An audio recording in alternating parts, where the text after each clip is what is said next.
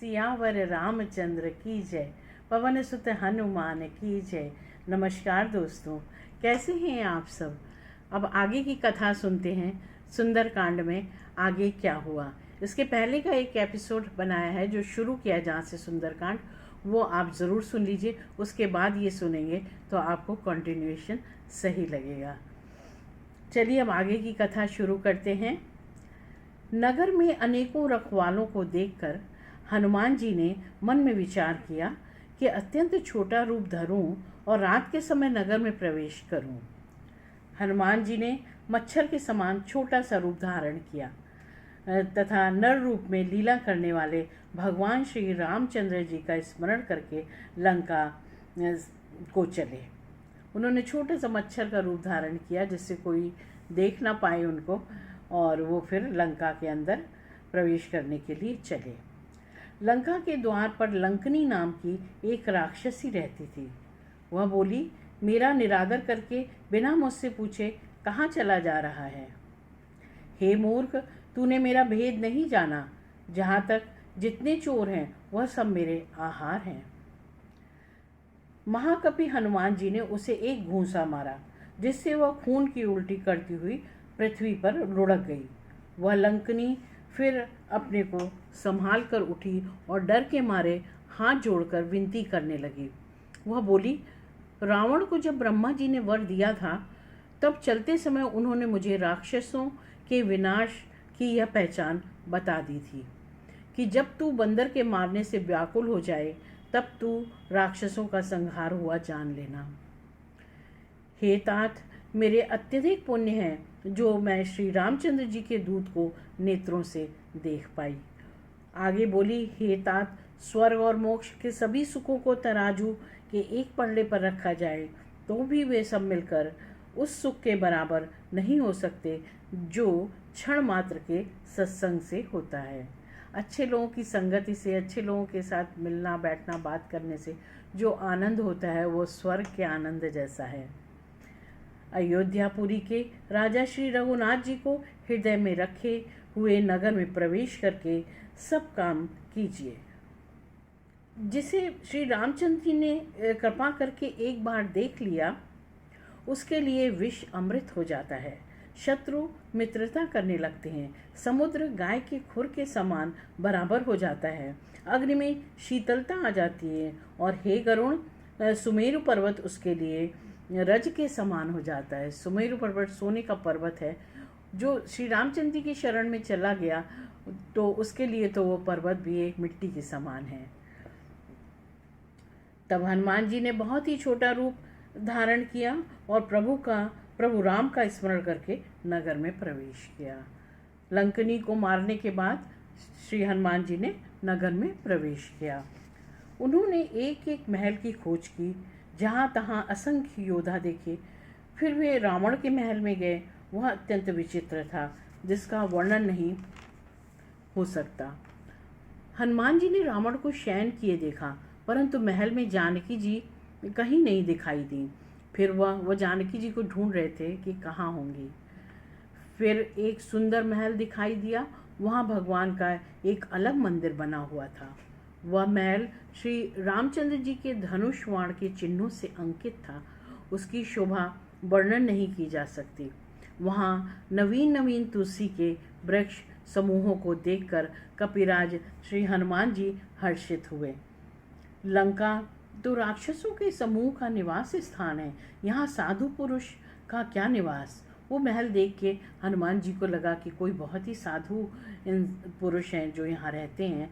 उन्हें बड़ा आश्चर्य हुआ कि पूरी लंका तो राक्षसों से भरी हुई है, यहाँ पे कोई साधु पुरुष कैसे रह सकता है, कैसे रह रहा है। हनुमान जी मन में इस प्रकार तर्क करने लगे। उसी समय विभीषण जी जागे। उठते ही विभीषण ने राम नाम का उच्चारण किया। हनुमान जी ने उन्हें सज्जन जाना और हृदय में हर्षित हुए।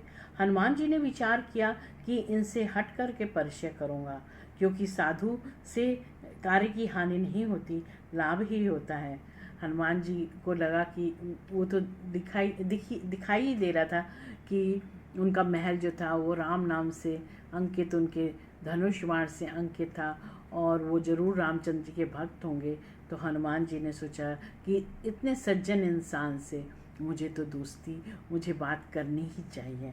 मैं जिद करके बात करूँगा, हट करके बात करूँगा। ब्राह्मण का रूप धरकर हनुमान जी ने उन्हें पुकारा।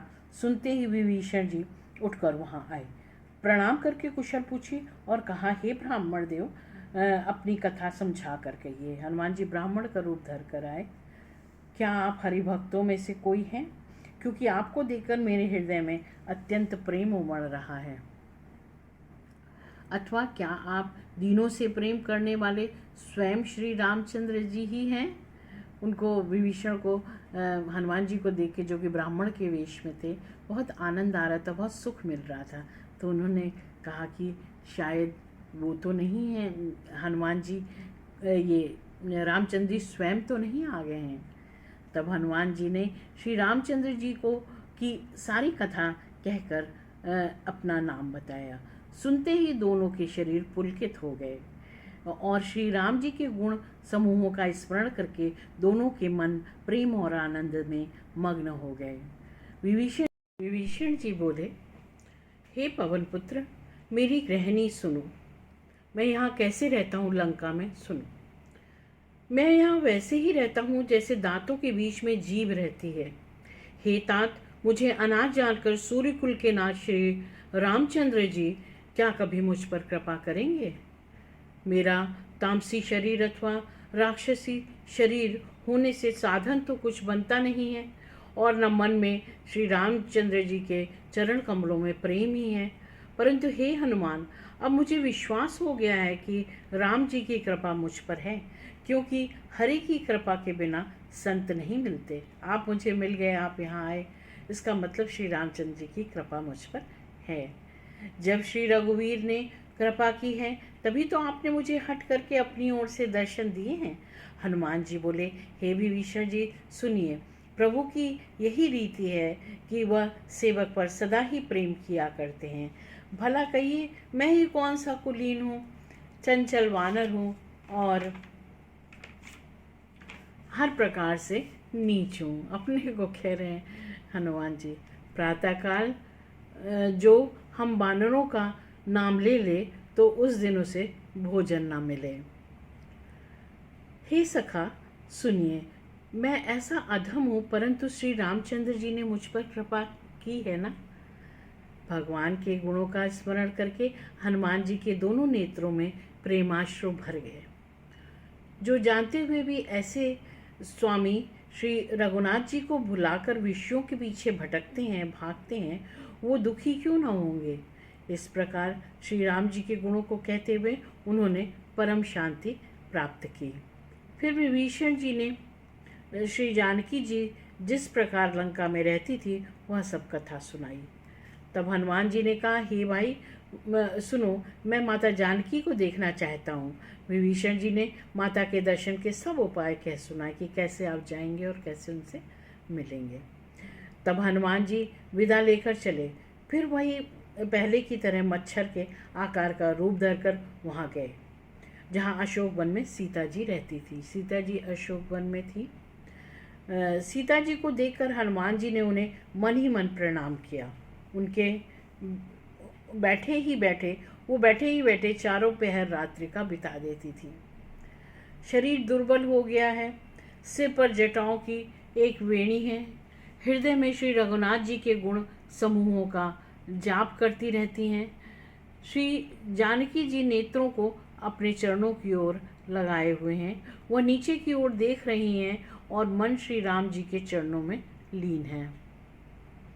जानकी जी को दुखी देखकर पवन पुत्र हनुमान जी बहुत ही दुखी हुए। उनकी स्थिति सुनकर तो हमारे भी आँख में किसी के भी आंसू आ जाए।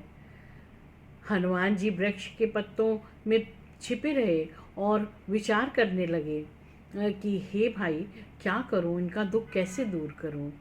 उसी समय बहुत सी स्त्रियों को साथ लिए सज धज कर रावण वहाँ आया। उस दुष्ट ने सीता जी को बहुत प्रकार से समझाया, साम दाम भय और भेद दिखलाया। रावण ने कहा, हे सुमुखी, हे सयानी, सुनो, मंदोदरी आदि सब रानियों को मैं तुम्हारी दासी बना दूंगा, यह मेरा प्रण है, तुम एक बार मेरी ओर देखो तो सही।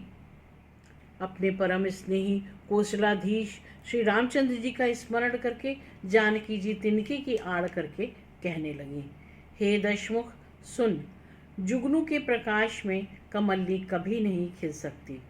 जानकी जी फिर कहती हैं, तू अपने लिए भी ऐसा मन में समझ ले। रे दुष्ट, तुझे श्री रघुवीर जी के बाण की खबर नहीं है। हे पापी, तू मुझे सूने में हर लाया है। हे रे अधम निर्लज्ज, तुझे लज्जा नहीं आती। सीता जी को बहुत क्रोध आ गया, क्योंकि रावण ने जो कर्म किए थे वो इसी लायक था। अपने को जुगनू के समान और श्री रामचंद्र जी को सूर्य के समान सुनकर और सीता जी के कठोर वचनों को सुनकर रावण तलवार निकाल कर बड़े गुस्से में आकर बोला, सीता, तूने मेरा अपमान किया है, मैं तेरा सिर इस कठोर कृपाण से काट डालूंगा, नहीं तो जल्दी मेरी बात मान ले। हे सुमुखी, नहीं तो जीवन से हाथ धोना पड़ेगा। सीता जी ने कहा, हे दशग्रीव,